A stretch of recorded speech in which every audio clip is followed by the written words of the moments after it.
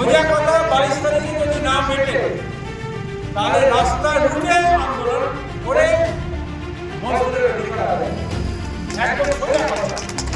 এনে কোনো বই আগামীকাল ডিস্ট্রিক্ট ম্যাজিস্ট্রেটের সাথে সভা আছে, বলে আসবো এই কথা যে আপনার সঙ্গে অনেকবার দ্বিপাক্ষিক কথা হয়েছে।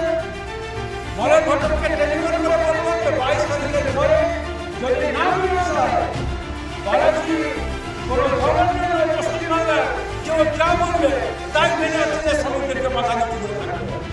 নবর সাগরভাঙ্গা এলাকার জয় বালাজি ইন্ডাস্ট্রি কারখানার কর্মীকে হঠাৎই কর্মবিরতিতে ফেলে দেয়, ফলে মাথায় হাত পড়ে 123টি পরিবারে।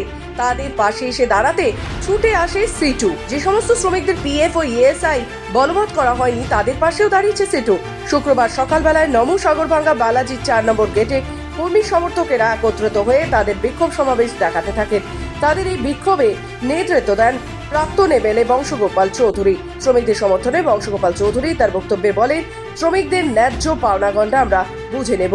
22 তারিখে শ্রম কমিশনের সাথে মিটিং এর পরবর্তীতে তারা তাদের আগামী কর্মসূচি জানাবেন। প্রয়োজনে তারাই কারখানা মালিকদের যে দাস প্রথা তার বিরুদ্ধে বৃহত্তর আন্দোলনে নামবেন বলেও জানিয়েছেন। হ্যাঁ, পুজোর আগে থেকে করে যাওয়ার কি হবে?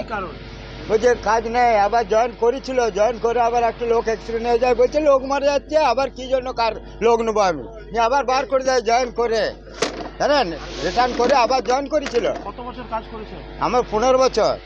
ডেডলাইন না, এটা হচ্ছে আন্দোলন চলতেই থাকবে। 22 তারিখে যেহেতু শ্রম কমিশনারের অফিসে মিটিং আছে, 22-এর পরে আমাদের একটা কর্মসূচি নিতেই হবে, কারণ এদের কাছে আমরা নীরব দর্শক থাকতে পারছি না। সরাসরি একটা দাস প্রথা চালু করতে চাইছে এই বালাজি কোম্পানি। অন্য কোম্পানিকে আমি আলাদা করছি না, শ্রমিকের ন্যায্য পয়সা কেউই দেয় না, কিন্তু এইরকম একটা পদ্ধতি এরা চালু করেছে, মনে হচ্ছে যে এটা ধমক চমক দিয়ে পশ্চিমবাংলাতে কারখানা চালাবে। আর লজ্জা লাগে এটাই যে পশ্চিমবাংলায় একটা শ্রম দপ্তর আছে, তাদের মন্ত্রীকে বারবার বলি আমরা, এবং কোনো ফয়সলা বা চুক্তি সেটা হচ্ছে না। এবং এই যে নামকা ওয়াস্তে 22 তারিখে যেমন একটা যদি মিটিং হয়ে কেউ ছেড়ে দেয়, তাহলে আমরা তো আর অনির্দিষ্টকাল চুপ করে থাকতে পারি না, কারণ এগুলো অন্য কারখানাগুলোতে তারপর লাগু হয়ে যাচ্ছে, দেখানো হচ্ছে যে একটা সাজানো মিটিং হচ্ছে। এবং সেইটা মজদুরের অধিকার, এটা আমাদের কারুর ইচ্ছার উপরে নির্ভর করে না।